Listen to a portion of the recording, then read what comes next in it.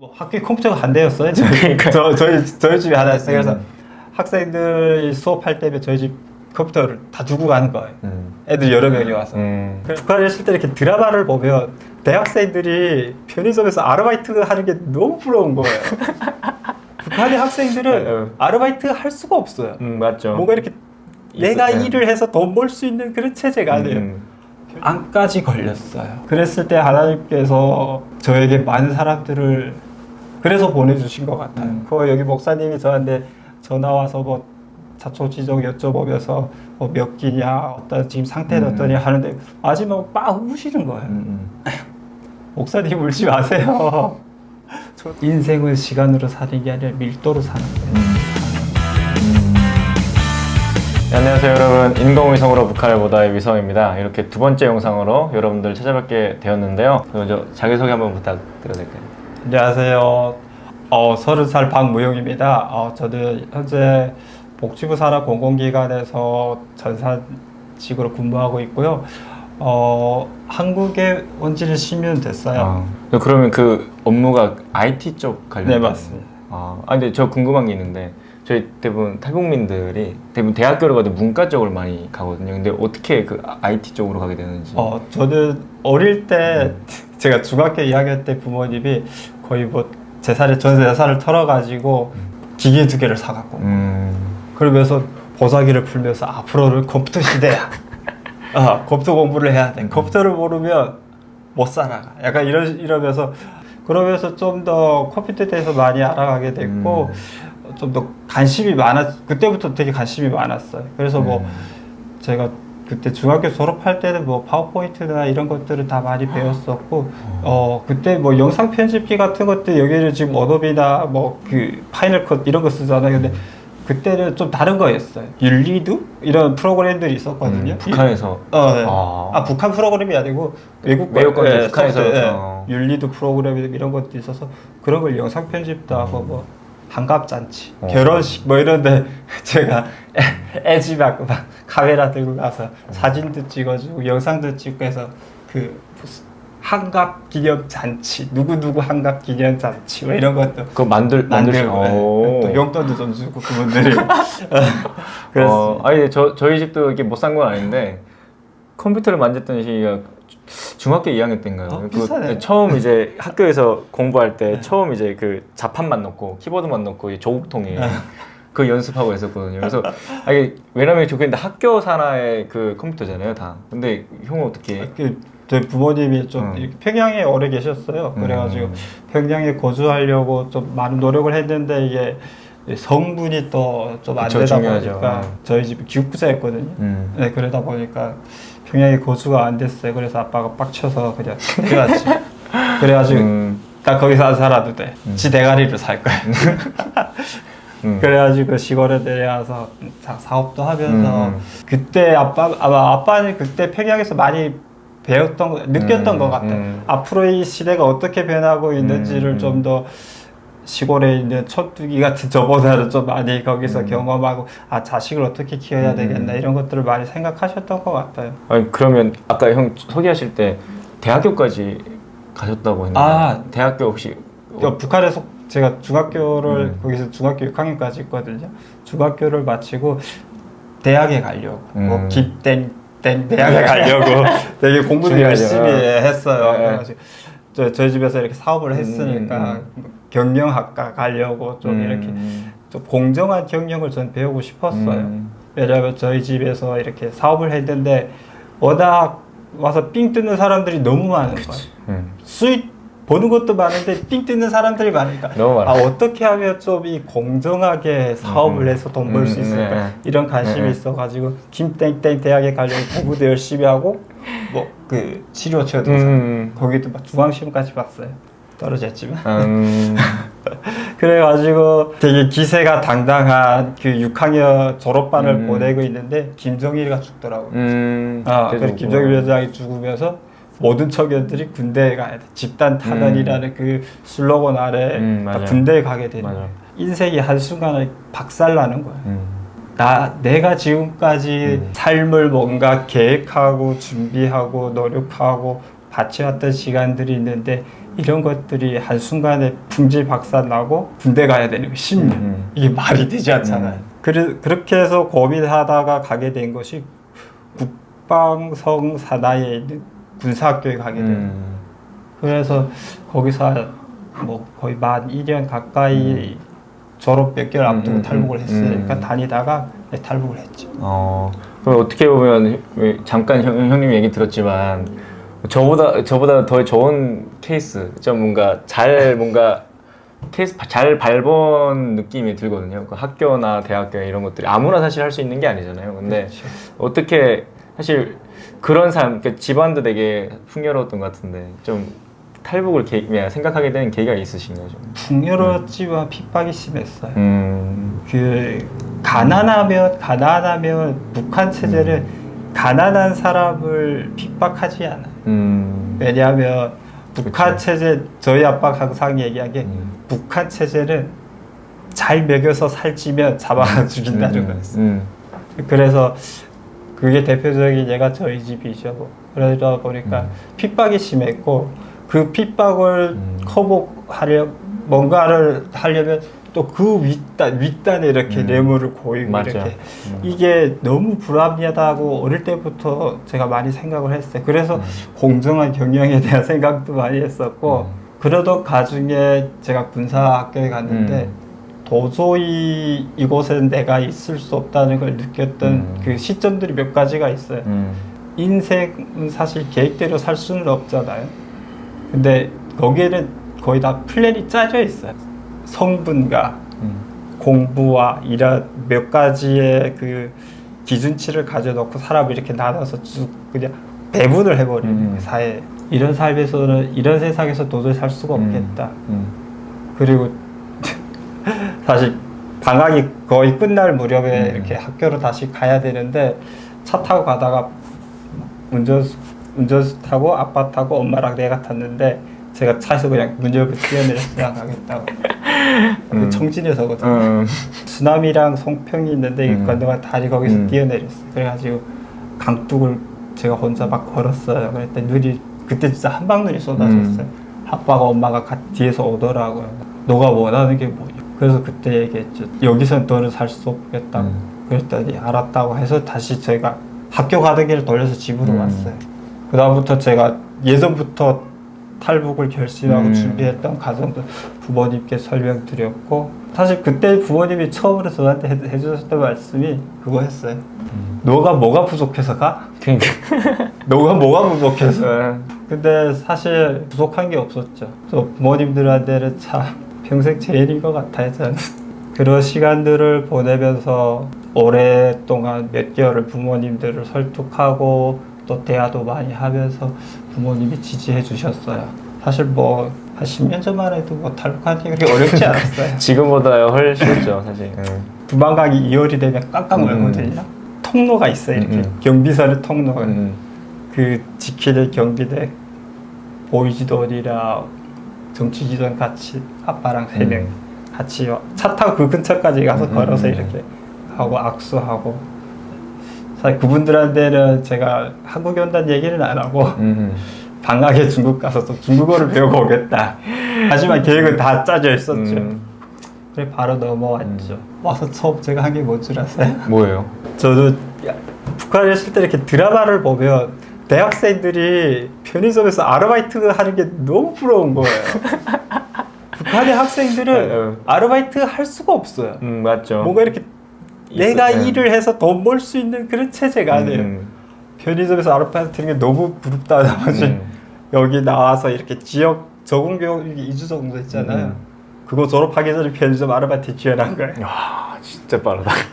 한 1주 전에 1주 그런 적응교육하고 다음 주 지원해서 편의점을 한 1년 그때부터 했어요. 대학교 준비 제가 8월에 나왔는데 이미 입시가 다 끝났더라고요. 맞아요. 그래서 대학교 입시 준비하면서 편의점 다녔지. 와. 왜냐면 저는 북한에 살 때 한국 드라마 한 번도 못 봤거든요. 저는 아예 못 봤어요. 저는 이렇게 고대식해서 한 번도 못 보고 사실 여기 왔는데, 그러니까 한국 드라마 보고 오신 분들이 이제 뭔가 아까 말씀하신 것처럼 환상이 있잖아요. 근데 실제로 딱 와보니까 어떠셨어요?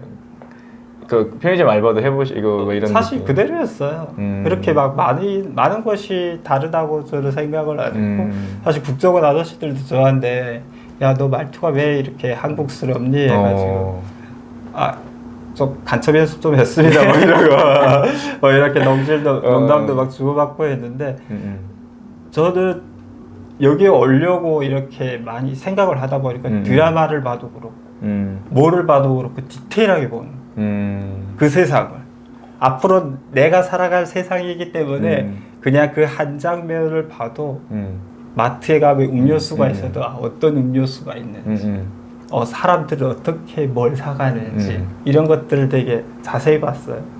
돌려보고 저를 중심으로 많은 드라마가 이렇게 돌아가거든요. 위험한 인물이. 위험한 상황들이 많아요. 네. 요즘 한국 드라마 보면 큰일 난다고 하잖아요.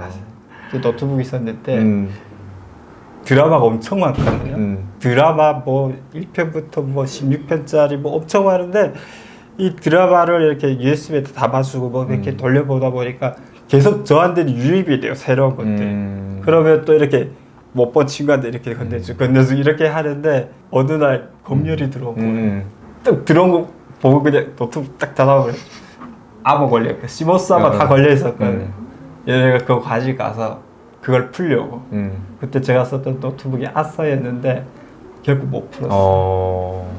저도 암호를 여러 가지 여러 층으로 시모스 암호, 윈도우 암호 뭐 그 안에 또 파일들을 지프로 또 다 묶어놔가지고 결국 못 풀어가지고 그 사람들이 이거 분명 여기 지금 한국 드라마 있는 거 다 알아. 그냥 합의하자고 이런 수준이었는데 땡판 쳤죠. 풀라고 풀어내라고 내가 잠근 거 아니라고 나 암호 잠글 줄 모른다. 풀어내라. 오히려 더 협박한 거예요? 풀어내라. 이랬죠. 걔네 돌려주면서 이런 새끼 처음 봤다.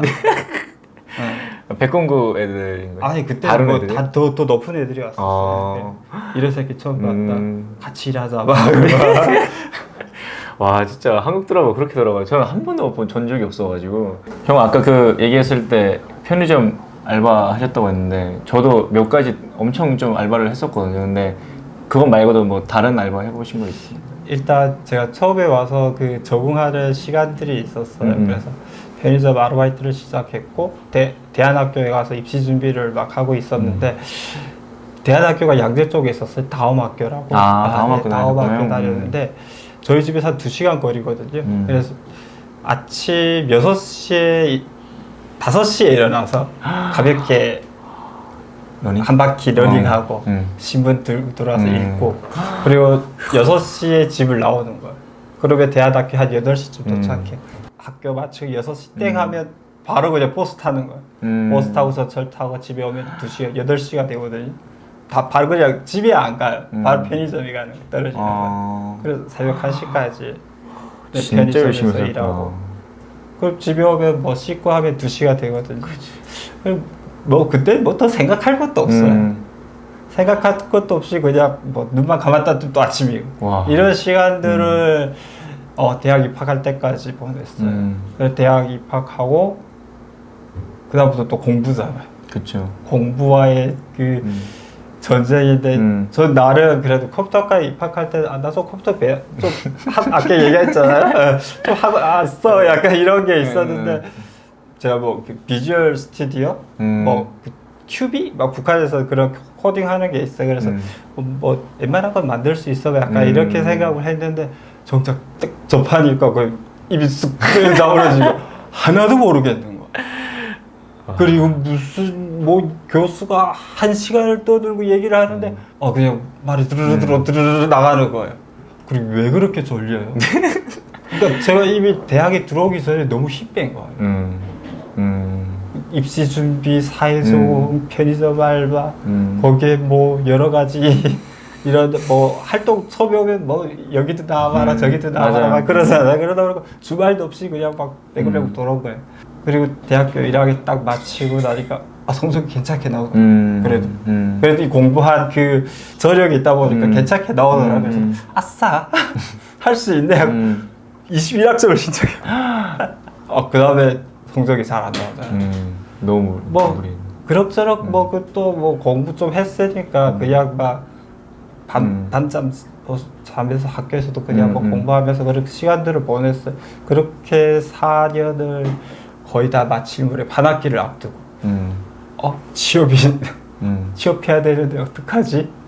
다들 뭐 면접 보고 이런다는데 어디가 면접 봐야지. 약간 당황스러워. 근데 제가 봤더니 이미 여기 친구들은 어디에 가겠다는 목표를 딱 가지고 그에 맞는 스펙을 쌓아서 가는 거예요.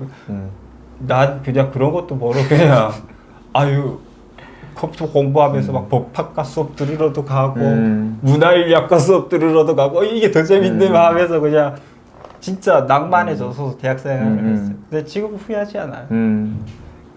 사실 그 졸업할 때 당시에 제가 한 학기를 앞두고 휴학했어요. 뉴질랜드에 가거든요. 한 학기를 뉴질랜드에서 보내고 다시 들어오는데 그때는 거의 뭐 도피식으로 뉴질랜드에 갔어요. 뭐 졸업했는데 취업이 안 되니까 졸업하고 취업이 확정이 안 되니까 불안하더라고요. 그래서 뉴질랜드에 가서 좀 편안한 마음을 선물 받고 왔어요. 뉴질랜드 사회 사람들이 아오리족이라는 그 원주민들이 있는데 참 삶을 아무것도 가진 것 없지만 평화롭게 살아가는 그 모습이 너무 감사했고 그 아오리족 친구의 누나분이 저를 초대해 주셨는데 어렵게 살거든요. 그 영국인 의사 집에 그 딸린 창고 같은 데서 쇠방으로 살아요. 근데 음식을 이렇게 다 준비하시고 기타를 치면서 찬양 불러주고 한대 해주시는데 눈물이 왈칵 쏟아지더라고요. 삐까뻔쩍하게 살고 가진 게 아무리 많은 사람들도 이렇게 초대해주고 한대 해준 적이 없는데 정말 가진 게 없고 정말 하루하루 벌어서 살아가는 이분들이 저를 초대해주고 하나님의 이름으로 한대 해주시고 축복해줄 때 그 찡함이 너무 저한테는 평온으로 느껴졌어요. 그 평온과 그 마음을 가지고 제가 귀국을 해서 바로 취업이 됐어요. 사실 저는 탈북민이잖아요. 근데 사실 저는 이제 상사라는 전공을 하고 있거든요. 사실 그것 자체도 사실 한글인데도 공부하기 되게 어려워요. 그리고 여기도 북한 청년들이 있는데 공부하는 거 되게 어려워하거든요. 근데 형은 특히 더 어려운 과에서 공부를 하셨잖아요, 사실. 근데 좀 어떤 마음가짐과 그리고 또 어떻게 좀 버텨냈는지에 대해서 좀 저희가 좀 들었으면 좋겠거든요. 그런 부분에서. 사실 컴퓨터학과는 어려운 게 없어요. 정직해요, 너무. 입출력이 너무 단순해가지고 사실 기계여라서 숨김이 없어요. 딱 계산할 대로 나오거든요. 근데 제가 아까도 얘기했지만 컴퓨터과를 다니면서 법학과, 문화인류학과, 뭐 성경과 성서, 심리학과 이런 수업들을 되게 많이 들었어요. 근데 그런 것들을 들으면서 결국 우리가 추구하는 거는 단순한 계산이 아니라 컴퓨터가 입력받아서 출력하는 것이 아니라 그 이상의 것이 있다는 걸 저는 그때 느꼈어요. 그래서 하나님이 저에게 언제 찾아왔고 어떠한 기적을 보여주시지는 않았지만 존재를 인정하고 어쩌면 가락이 줬듯이 저 안에 들어온 게 아닐까 저는 그렇게 생각을 해요. 그럼 하나님에 대한 존재는 한국에 와서 처음 알게 되신 거예요? 그쵸. 저 북한에 있을 때도 알긴 알았어요. 저희 그 한 지역이 있는데 그 지역에 계신 분들이 성경을 읽었다는 이유로 모두 다 잡혀갔었어요. 근데 그것도 비밀이었어요. 그 이야기 자체가. 지금 생각해보면 하나님을 믿는 사람이 드러내야만이 믿는 것이 아니라고 저는 생각을 해요. 우리 맞죠? 마음속에 있고 그 예수님의 삶을 어떻게 실천하냐가 저는 중요하지 입으로 떠올리는 거는 너무 쉽잖아요. 그럼 요즘에 그 대학원 다 졸업하신 거예요? 맞췄어요. 대학원도 같은 계열에? 대학원은 MBA도 되게 많아요. 그 중에서 IT 비즈니스로. 그럼 요즘에 정확히 어떤 일들을 하시는지 좀 설명해 줄 수 있어요? 그럼요. 저희 회사는 한국사회보장정보원이고 복지부 산하 공공기관이고 복지부 산하에 있는 모든 정보 시스템들을 저희 회사에서 개발하고 있고 저 지금 부서는 보육서비스 정보부고 그 전 부서는 지역보건의료 정보 시스템. 지역보건의료 정보 시스템은 우리나라 전국에 있는 보건소, 보건진료소, 지소, 보건의료원 이 모든 보건기관에서 사용하는 시스템을 저희 회사에 저희 전 부서에서 개발하고 관리했고 뭐 건강진단 결과서 알바해 보셨죠? 저는 식당에서요? 아니 저는 식당을 안 해봤습니다. 저는 용접이나 이런 물류창고 이런 거. 뭐 이렇게 식당에서 아르바이트 하신 분들은 건강진단 결과서를 아마 보건소에서 발급을 받아야 될 거예요. 그래 그런 것도 다 저희가 제가 개발해 본 적이 있습니다. 그럼 요즘엔 그 일을 하면서 다른 것들을 뭐 안 하고 계세요? 어떻게 지내고 계세요? 요즘에는? 제가 지금 직장 4년 차인데 제가 1년 전에 간암 판정을 받았어요.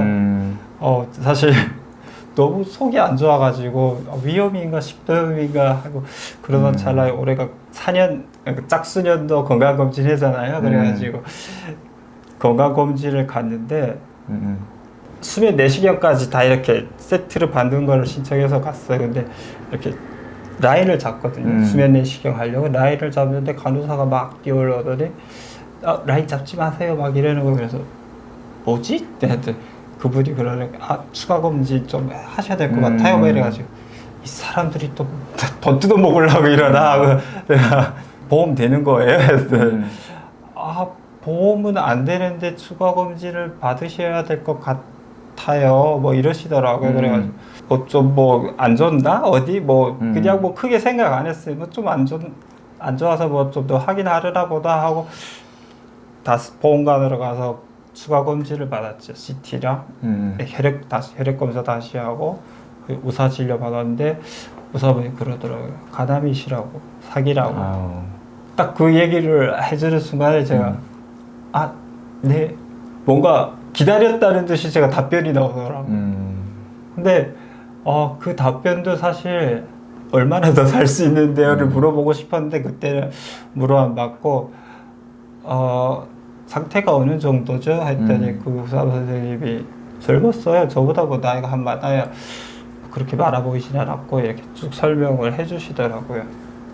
제일 큰 거는 한 10cm 정도 되고 뭐 한 3cm, 5cm짜리일 수도 없이 많다. 그래서 전이도 되는 것 같아서 빨리 대학병원 가보셔야 될 것 같아서 거기서 진단 의뢰서를 작성해줬고 고대병원으로 가서 추가 검진을 다시 나가놨어요. CT, MRI, 혈액검사, 뼈검사 뭐 다 받고 결과는 같았어요. 근데 그 과정에 제가 한 번도 두렵지 않았어요. 이건 정말 하나님과 예수님께 감사한 건데 제가 뭐 간암 말기 사기면 거의 사형 선고예요. 네, 근데 신기하게도 하나님께서 저한테 두려움과 불안과 그런 것들을 안 주셨어요. 그리고 제가 처음에는 이거 누구한테 다 얘기할 수도 없어.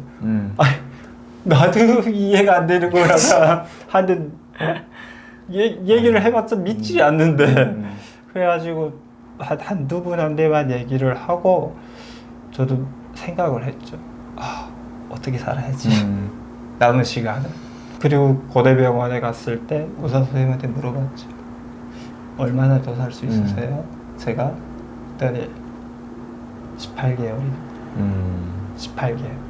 항암 치료를 했을 때 안 하면요 내년 이맘때 보기 힘듭니다. 어떻게 죽나요?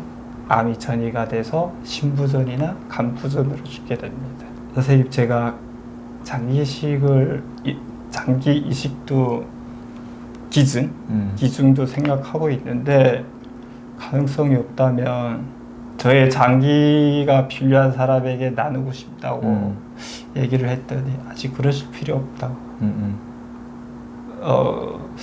제가 봤을 때는 기적이 당신한테도 일어날 수 있다는 걸 누구도 부인할 수가 없다고 얘기를 했어요. 의사 선생님이.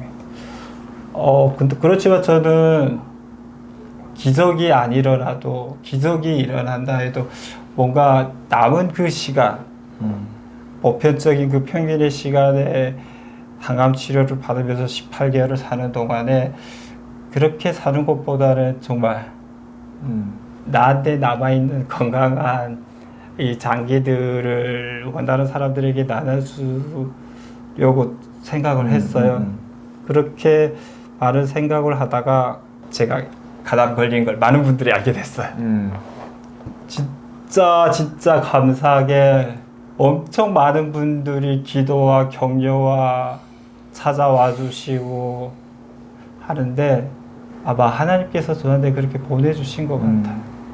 제가 대한민국에 와서 혼자 저만을 위해 열심히 살았는데 근데 너만 하나님께서 보기에는 얼마나 안쓰러웠겠어요. 얘가 혼자서 뭐 북한에서 그렇게 어렵지도 않게 컸고 근데 뭐 한국에 와서 막 편의점 다니고 막 대안학교 다니고 대학 다니고 취직하고 뭐 또 대학원도 다니고 막 이러면서 막 아등바등 사는 게 얼마나 안쓰럽겠어요. 하나님께서 보시기에. 근데 암까지 걸렸어요. 제가. 그랬을 때 하나님께서 저에게 많은 사람들을 그래서 보내주신 것 같아요. 그래서 제가 정말 두렵지 않고 여기 목사님이 저한테 전화 와서 뭐 자초지종 여쭤보면서 뭐 몇 끼냐 어떤 지금 상태는 어떠냐 하는데 마지막에 막 우시는 거예요. 목사님 울지 마세요. 저도 안 우는데 왜 우세요? 저 그리고 울만한 상황은 지금 아닌 것 같고 제가 두렵지도 않고 꼭 살 거라고. 이 믿음과 용기는 제 생각과 제 마음대로 하는 말이 아니에요. 진짜. 왜 가담 사기침 다 전이가 됐어요, 이 몸에. 근데 저 지금 멀쩡해. 저를 통해서 하나님께서 보여주고자 하는 게 있다고 저는 믿고 있고, 제가 가담 그 선고를 받았을 때 저는 이거는 나의 삶이 내 삶이 아니다. 그냥 맡기자. 그런 생각을 했어요. 너무 어두워진 거 아니야? 너무 가람 얘기를 아무 얘기 아닌 것처럼 꺼내가지고 제가 지금 뭐 갑자기 좀 생각이 많아지는데 그러면 저는 이제 생각이 드는 게 치료를 받으셔야 될 건데 그 과정을 저는 사실 모르거든요. 저는 사실 대한민국 병원도 잘 안 다녀서 그래서 받으러 너무 갑자기 이런 얘기를 들으니까 또 당황스럽긴 한데 혹시 그러면 그 치료 절차가 어떻게 돼요? 이런 일단 이 가담도 종류가 되게 많아요. 악성도 있고 신생성 뭐 여러 가지 종류가 있고 또 진행성도 있고 비진행성도 있고 근데 저 같은 경우는 진행성이고 사기고 전이까지 다 된 상태여서 뭐 어떻게 간을 절제하거나 이식하거나 할 상황이 아니에요.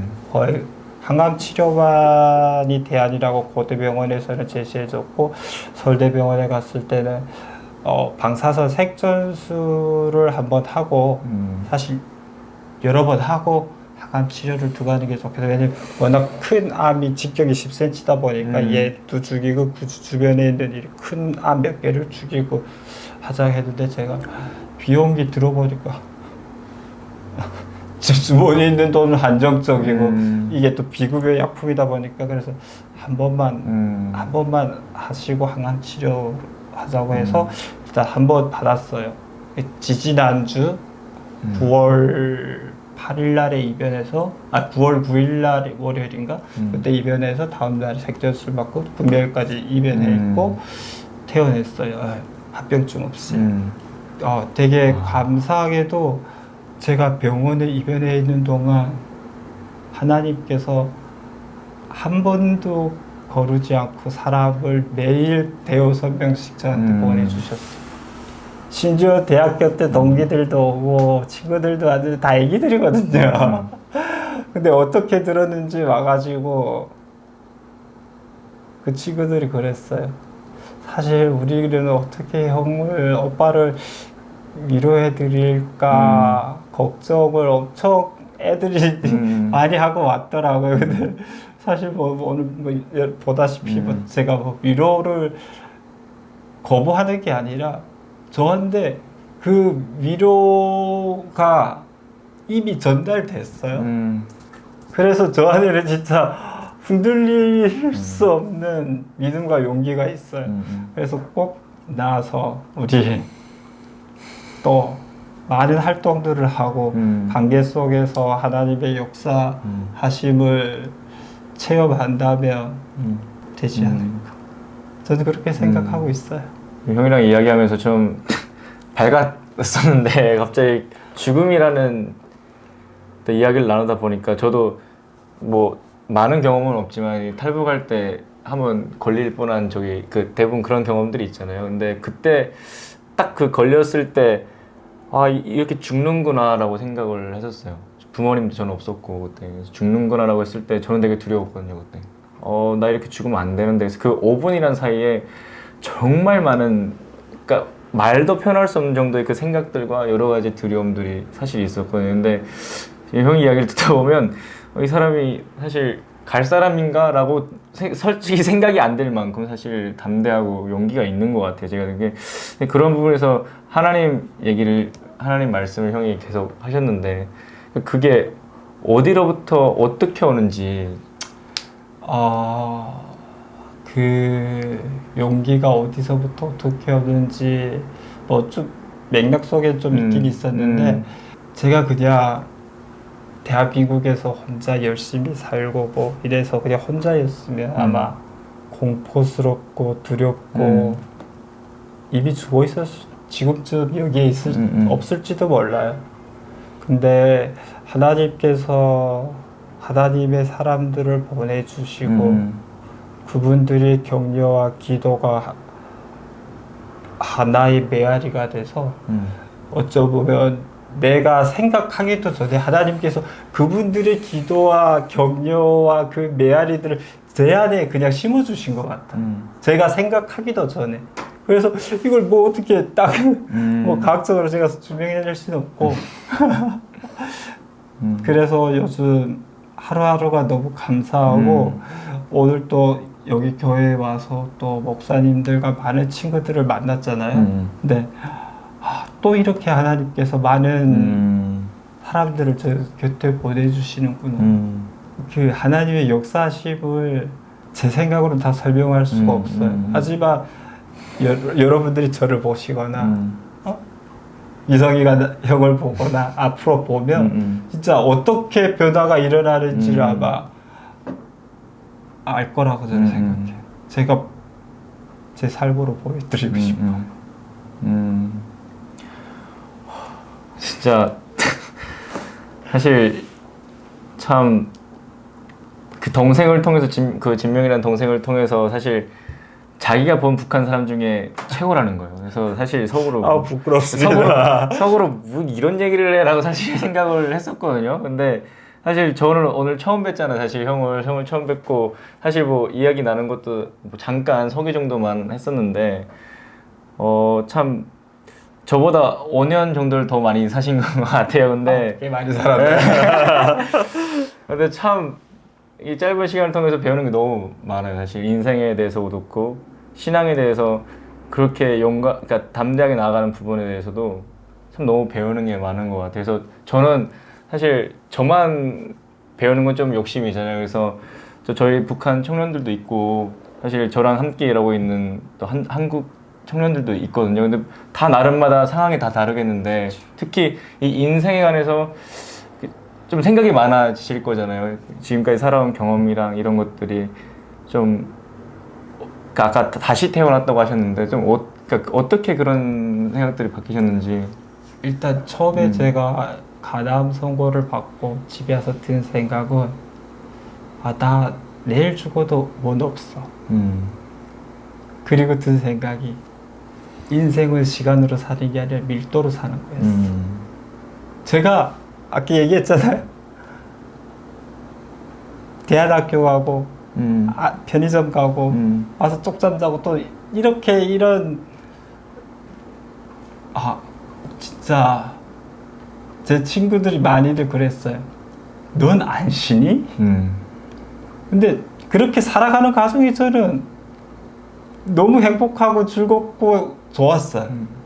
나가서 친구들 만나서 같이 뭐 활동하고 놀고 뭐 북한 인권에 대해서 얘기하고 뭐 플랜카드 때로는 들고 뭐 인권에 대해서 사람들에게 설명하고 세미나 가서 강의하고 초등학교 가서 통일교육에 대해서 강의하고 뭐 틈틈이 그런 시간들이 저한테 너무 은혜로웠었고 한 번도 힘들다, 지치다 이런 생각이 안 들었어요. 그래서 제가 그 딱 선거를 받았을 인생은 시간이 아니라 밀도야.